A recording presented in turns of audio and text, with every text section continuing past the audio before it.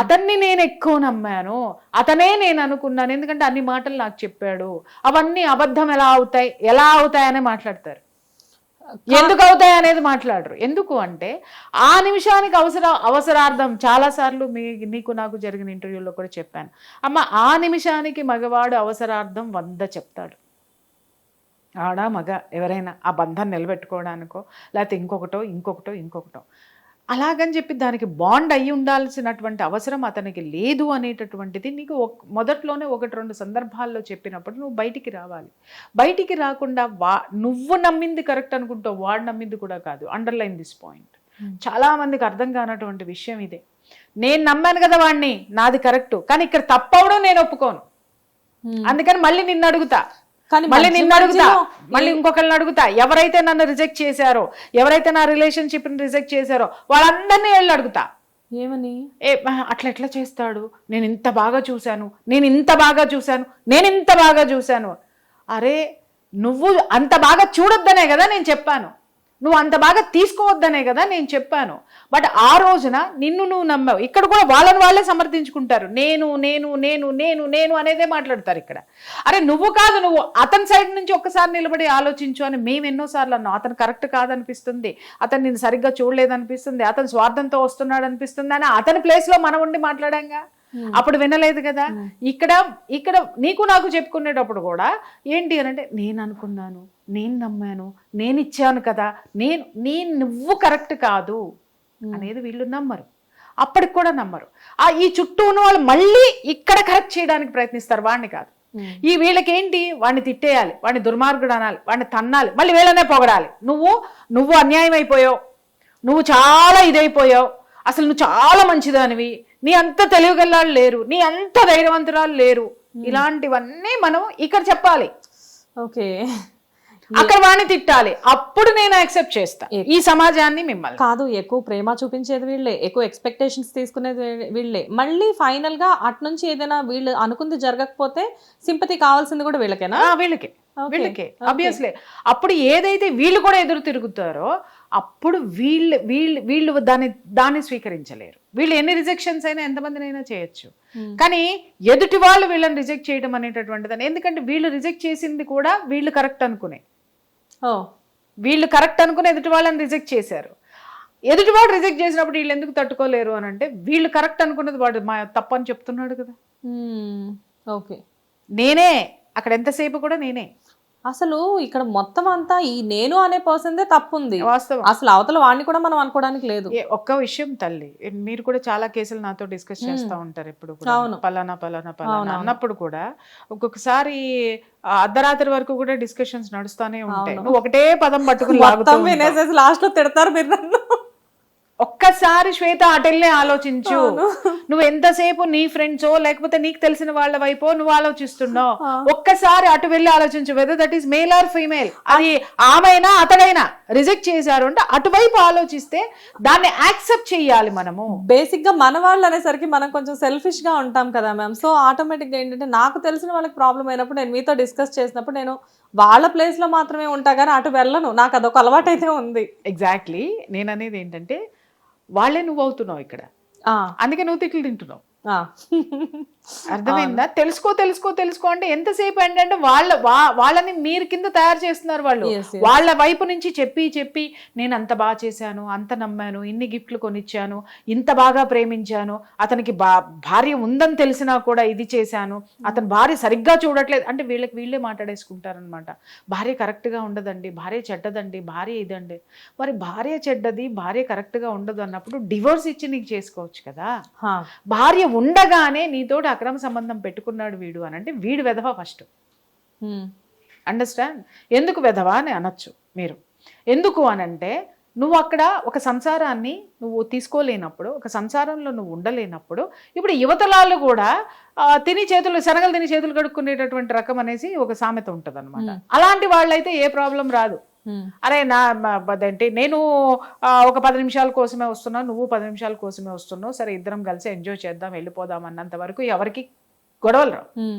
నేనే నువ్వు, నువ్వే నేను, ఏక్ దూజే కేలియే అని ఎవరైతే ఒకళ్ళు అనుకుంటారో ఖచ్చితంగా అక్కడ ఇలాంటివన్నీ డెఫినెట్గా వస్తాయి.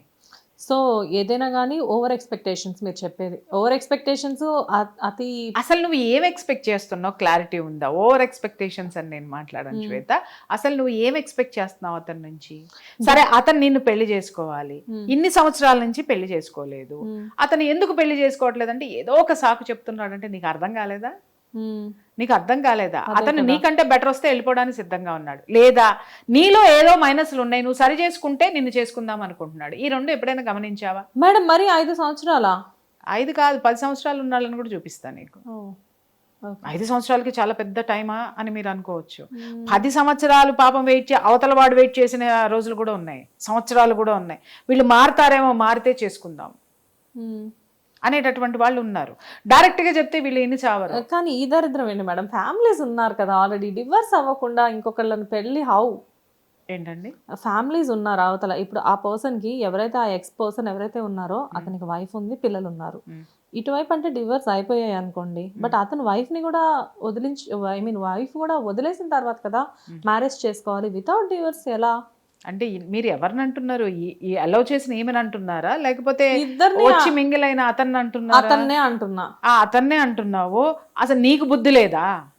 నువ్వు డివర్స్ ఎందుకు తీసుకున్నావు? అతనిలో ఉన్న మైనస్లు చూసే కదా. అతని వ్యక్తిత్వం నచ్చకో, లేకపోతే అతని దుర్మార్గుడనో, లేకపోతే ఏదో పడలేదనో, లేదా వాళ్ళ పేరెంట్స్ ఏదో ఒక కారణాలతోటి నువ్వు అతన్ని వదిలేసి వచ్చేసావు. మరి ఎదుటివాడు ఇంకొక భార్యకి భర్త అయినా కూడా నువ్వు వాడే కావాలని నువ్వు కూర్చుంటున్నావు అంటే తేడా ఎవరిలో ఉంది? వాడిని ఎందుకు మాట్లాడతారు మీరు? ఎందుకు మాట్లాడతారు? వాడు నమ్మించాడండి. How can you talk like that? నేను అది మాట్లాడతాను. అతను నమ్మించాడండి అని అంటే మీరు ఎడ్యుకేటెడ్ కాదా? అమ్మ ఏదో కూలీ నాలి చేసుకునే వాళ్ళు అదేంటి నమ్మారంటే అనుకోవచ్చు, ఎందుకంటే వాళ్ళకి లోక జ్ఞానం లేదు, నమ్మేసింది పిచ్చిది అని చిల్లర మల్లర మనుషుల్ని చిన్న చిన్న పనులు చేసుకునే వాళ్ళని మాట్లాడచ్చు. But highly qualified, highly educated ఇవాళ ఉన్న ప్రతి ఆడపిల్ల అంతే కదా. ఎడ్యుకేటెడ్ పర్సన్స్ కూడా పెద్ద పెద్ద పోస్టుల్లో ఉన్న వాళ్ళు కూడా పోయి పెళ్ళైన వాళ్ళని ఎందుకు తగులుకుంటారు అనేది I'm so sorry to use this word. పెళ్ళైన వాళ్ళకి ఎందుకు కనెక్ట్ అవుతారు అనేటటువంటిది ఇక్కడ అర్థం కానటువంటి విషయం అనమాట. ఇక్కడ నేను ఒక చిన్న విషయం చెప్తాను. ఎంతో మందికి ఎన్నో విషయాల్లో కౌన్సిలింగ్స్ ఇచ్చే మీరు, మీకు ఏదైనా చిన్న ప్రాబ్లం వస్తే మీ క్లోజ్ అయిన వాళ్ళతో షేర్ చేసుకుంటారు, because you also normal human being obviously. So అక్కడ కూడా ఎంత ఎడ్యుకేటెడ్ అయినప్పటికీ కూడా మేబీ ప్రతి ఒక్కరికి సజెషన్స్ ఇవ్వగలిగే తన విషయంలో తన సజెషన్ తీసుకోలేకపోయిందేమో. అమ్మ నేను ఒక విషయం చెప్తా, మీరు అన్నట్టు నాకు ఏదైనా సమస్య వస్తే ఖచ్చితంగా నేను పక్క వాళ్ళకి ఎప్పుడు అడుగుతాను చెప్పమంటారా? ఖచ్చితంగా వాళ్ళని నేను తీసుకుంటే, ఓకే వాళ్ళు చెప్పేది నేను తీసుకుంటే నేను అడుగుతాను, కానీ పోసుకోలుతనంగా నేను పోయి ఏం చేయమంటారు అని నేను అడగా. నాకంటే ఎవరినైనా నేను ఎప్పుడు అడుగుతాను, నాకంటే యోగ్యత ఉన్నవాళ్ళు, లేదా తను బయట నుంచి చూస్తున్నారు కాబట్టి నేను చేసేది కరెక్టా కాదా, ఫస్ట్ ఇది అనలైజ్ చేసుకోవాలి. బయట వాళ్ళని అడిగేటప్పుడు, బయట వాళ్ళకి చెప్పుకునేటప్పుడు ఇది అనలైజ్ చేసుకోవాలి. నేను కరెక్టా కాదా ఈ డెసిషన్ తీసుకోవడంలో, దాన్ని వాళ్ళు చెప్తారేమో చూద్దాం.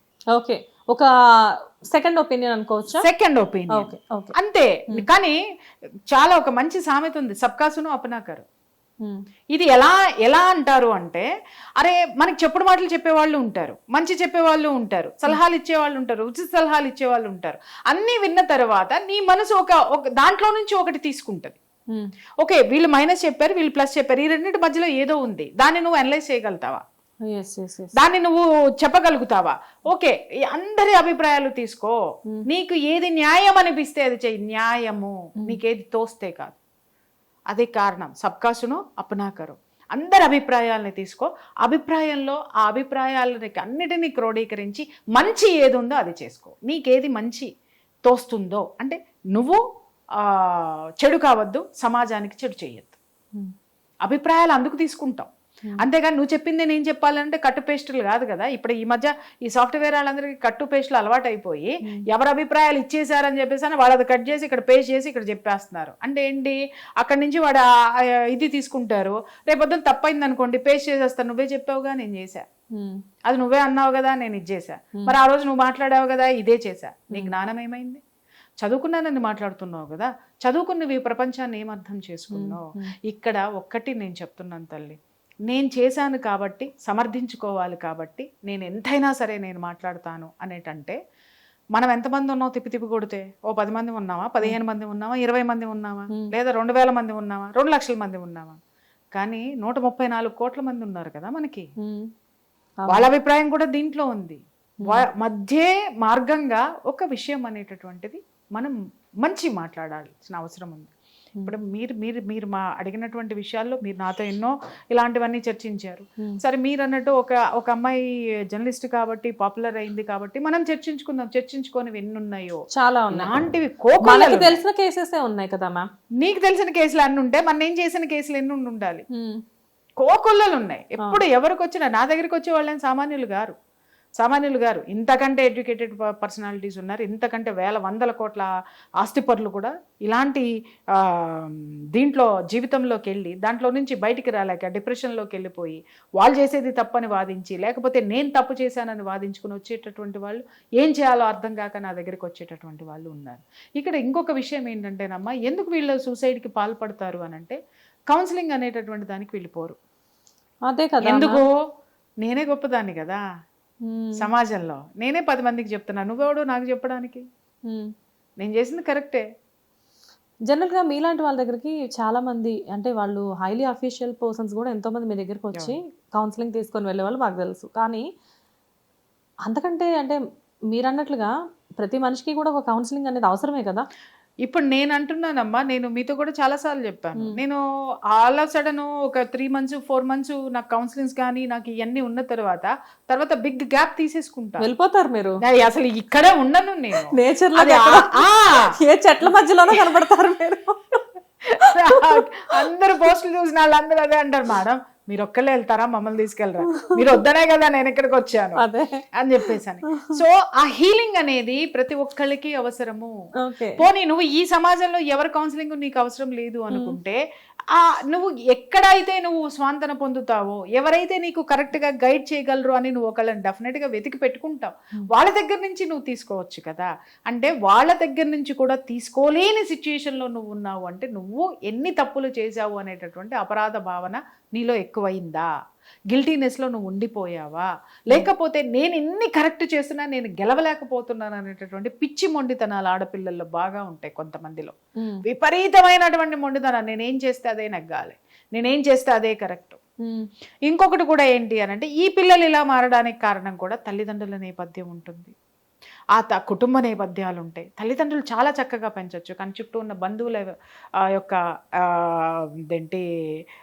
ఇది వీళ్ళ మీద పడుతుంది, ఎఫెక్ట్ పడుతుంది. ఎందుకంటే వాళ్ళ క్యారెక్టర్స్ కరెక్ట్గా లేకపోయినా వీళ్ళని బాధించటమో, వీళ్ళని ఏదో ఒకటి చేయటమో, ఏదో చాలా కారణాలు ఉంటాయి.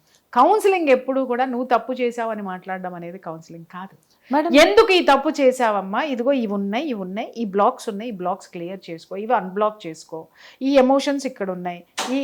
ఇంకా దీంట్లో ఏంటంటే డిఫరెంట్ టైప్స్ ఆఫ్ సిచ్యుయేషన్స్ ఉంటాయి. మనకు తెలిసిందంతా ఏంటి అని అంటే, ఇప్పుడు ఒక సైకాలజిస్ట్ ఉన్నారంటే ఆయన ఒక విధంగా ట్రీట్ చేస్తారు, సైకియాట్రిస్ట్ ఉన్నారంటే ఆవిడ ఒక విధంగా ట్రీట్ చేస్తారు, అలాగే ఒక గురువు ఉన్నాడంటే ఆయన ఒక విధంగా ట్రీట్ చేస్తారు, అలాగే ఒక కౌన్సిలర్ ఉన్నారంటే ఒక విధంగా ట్రీట్ చేస్తారు. బట్ ఇక్కడ కూర్చొని నేను ఇన్ని సంవత్సరాల్లో నేను చూసింది ఏంటంటే, ఒక్కొక్క కేసుకి ఒక్కొక్క బ్లాక్ ఉంటుందమ్మా. ఒకళ్ళకి చిన్నప్పుడు ఉన్నటువంటి ట్రోమాస్ తోటి ఇలా తయారవుతారు, కొంతమందికి చిన్నప్పుడు సెక్షువల్ అబ్యూస్కి గురైనటువంటి ఆడపిల్లలు కూడా ఇలాగే మొండితనంగా ఉంటారు, అలాగే కొంతమందికి కర్మ నేపథ్యంలో కూడా వీళ్ళు ఇలా ఉంటారు, అలాగే కొంతమంది క్యారెక్టర్స్ ఆ ఫ్యామిలీలో ఎవరో ఒకళ్ళు ఉంటాయి, అవి క్యారీ ఫార్వర్డ్ చేస్తూ ఉంటారు. వీటిల్ని గమనించి సొల్యూషన్ చెప్పాలి తప్ప, అన్నిటికీ ఒకటే మందు గవర్నమెంట్ హాస్పిటల్లో వెనకటికి లాగా ఒకటే డబ్బాలో పెట్టి జలుబన్న అదే 4 మాత్రలు, జ్వరమన్న అదే 4 మాత్రలు ఇచ్చినట్టుగా ఒకటే సొల్యూషన్ అనేటటువంటిది ఉండదు, నంబర్ ఆఫ్ ఉంటాయి. మేడం, ఇక్కడ మీరు బ్లాక్స్ గురించి చెప్పారు కాబట్టి ఇక్కడ నేను ఒక విషయం అడుగుతాను. జనరల్గా మీరు అంటున్నారు కదా ప్రతి మనిషిలో కొన్ని బ్లాక్స్ ఉంటాయని చెప్పి, చిన్నప్పుడు మనకు తెలియకుండానే మన ఫ్యామిలీస్లో కొన్ని జరుగుతూ ఉంటాయి. లైక్ అంటే ఇప్పుడు మన పేరెంట్స్ మనతో పాటు ఉండకుండా వాళ్ళు మేబీ జాబ్స్ వైజ్గా అవ్వచ్చు, లేకపోతే పేరెంట్స్ ఇద్దరి మధ్యన డిఫరెన్స్ వచ్చి వాళ్ళు విడిపోయి ఉండొచ్చు. ఇలా ఇవి మన కళ్ళ ముందు కొన్ని జరిగినప్పుడు మన మైండ్లో మనకు తెలియకుండానే మన సబ్కాన్షియస్లో అదంతా ఉండిపోతుంది అట్లాగా ప్రింట్. అవునా? అంటే మనకు సరిగ్గా అది ఉండిపోవటమే కాదు, అది ఇలా ఇలా ఇలా స్ప్రెడ్ అయిపోతుంది. సో చాలా మంది ఈ మధ్యకాలంలో మిమ్మల్ని ఇంతకుముందు వేరే వాళ్ళ ప్రోగ్రాంలో నేను విన్నాను, జనరల్గా మీ వీడియోస్ ఫాలో అవుతాను కాబట్టి మీరు ఎలా చెప్పారంటే, చిన్నప్పుడు మనకి ఏదైతే ఒక వెల్త్ ఉంటుందో, లైక్ అంటే పేరెంట్స్ దగ్గర నుంచి మనం ఏదైతే ఎక్స్పెక్ట్ చేస్తామో అది మనకు దొరకకపోతే, పెద్దయిన తర్వాత అయినా, మిడిల్ ఏజ్ వచ్చిన తర్వాత అయినా, ఈవెన్ చచ్చిపోయేదాకా కూడా దానికోసం వెంపర్లాడుతూనే ఉంటామని చెప్పారు. Is that true ma'am? Yes, 200% true. నేను అదే చెప్తున్నాను కదా, నా కౌన్సిలింగ్ ఈజ్ డిఫరెంట్ అమ్మా. అందరిలాగా 10 నిమిషాలు, పావు గంటో మాట్లాడి లేకపోతే 2-3 సిట్టింగ్లు ఇచ్చో నేను పంపించడం అనేది కాదు. డెఫినెట్గా వాళ్ళకి ఉన్నటువంటి ఆ లైఫ్లో వాళ్ళు పడుతున్నటువంటి కష్టాలు కానివ్వండి, ఆర్థిక బాధలు కానివ్వండి, మానసిక సమస్యలు కానివ్వండి, ఫ్యామిలీలో భార్యాభర్తలు గొడవలు పడడానికి కూడా బోళ్ళని కారణాలు ఉంటాయి. నాట్ ఓన్లీ వాళ్ళు ఏదో సంపాదిస్తున్నారు, సంపాదించట్లేదు, ఇది ఒక కారణం అవ్వచ్చు, కానీ అన్నీ అదే కారణాలు కాదు.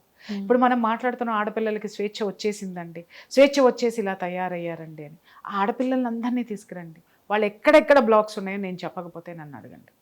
ఆ బ్లాక్స్ వాళ్ళ చేతే ఒప్పిస్తాను నేను, ఇట్స్ ట్రూ అని చెప్పేసాను.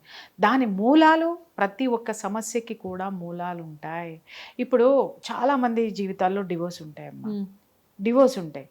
నా దగ్గరికి వస్తారు, నా దగ్గరికి వచ్చి ఏమండి ఇద్దరు ఇది సెకండ్ పర్సన్ తోటి డివోర్స్ అండి, మళ్ళీ థర్డ్ పర్సన్కి వెళ్ళాలండి, అక్కడ నేను చెక్ పెట్టాలి, సెకండ్ పర్సన్ దగ్గరే చెక్ పెట్టాలి, నేను డివోర్స్ ఇవ్వకూడదు. అప్పుడు నేను ఆ అమ్మాయి లైఫ్లోకి పోతాను అనమాట. అమ్మ ఈ డివోర్స్ ఎందుకు వచ్చింది, ఎక్కడ నీకు బ్లాక్ ఉంది అని అంటే, ఖచ్చితంగా ఆ అమ్మాయి చైల్డ్హుడ్ నేచర్ నుంచి ఆ చరిత్ర మొత్తం తీసుకొని వచ్చిన తర్వాత ఆ అమ్మాయి లైఫ్లో ఏమీ ఉండకపోవచ్చు, ఆ పేరెంట్స్ లైఫ్లో ఉంటాయి. మదర్ కానీ, అమ్మమ్మ కానీ, లేకపోతే ఫాదర్ కానీ, నానమ్మ కానీ, లేదా మేనత్త కానీ.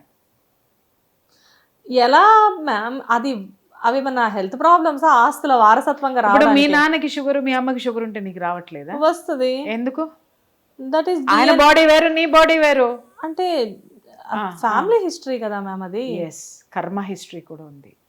ఫ్యామిలీతో పాటు ఫ్యామిలీ హిస్టరీ, డిఎన్ఏలో, నీ డిఎన్ఏలో ఏదైతే ఫిజికల్ హిస్టరీ ఉందో అలాగే కార్మిక్ హిస్టరీ కూడా ఉంది. నీ అలవాట్లు, నీ డిఎన్ఏ ఎవరికి రిలేటెడో ఆ డిఎన్ఏలో ఏ లక్షణాలు ఉన్నాయో అవి కూడా క్యారీ ఫార్వర్డ్ చేస్తాం.